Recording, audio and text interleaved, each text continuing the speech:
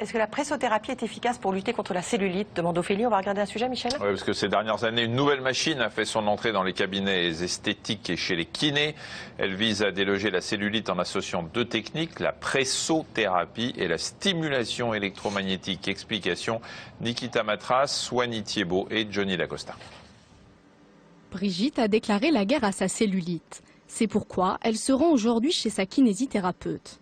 Après une prise de mesure, la séance se poursuit par un examen afin de déterminer la nature de la cellulite.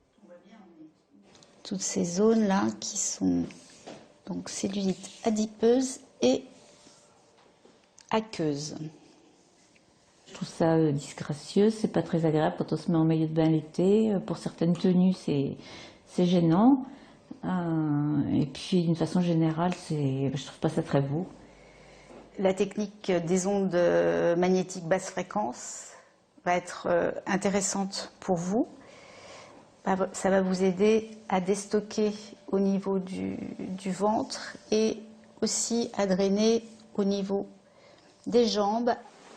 Après avoir enfilé un collant, Brigitte se glisse dans une combinaison intégrale. C'est parti pour une séance de 35 minutes.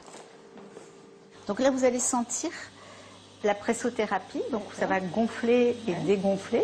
Et ça fait des micro-pressions et ça procure un drainage.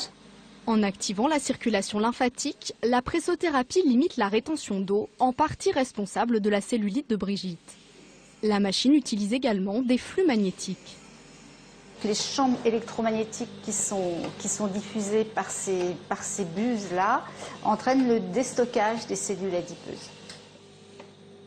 Ce sont plutôt des sensations agréables, des bottes qui se resserrent un peu sur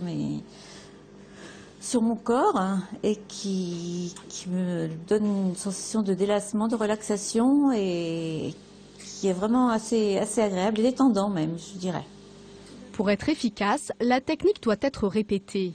Comptez en moyenne 12 séances en cure d'attaque, puis une séance par mois pour entretenir les résultats.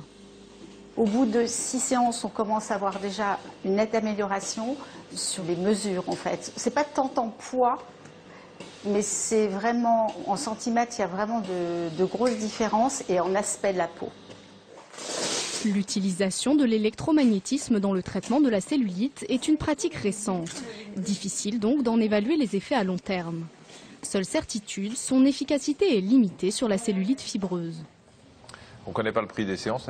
On a un peu l'impression, avec toutes les techniques qui arrivent, que quand on a de la cellulite, il vaut mieux avoir les moyens. C'est vrai, c'est souvent des techniques coûteuses, souvent. Ouais. Mais c'est vrai dans l'esthétique en général. Vous avez ça pareil pour les rides, pareil pour les calvities. Dès que vous êtes dans un domaine esthétique, effectivement, les prix montent.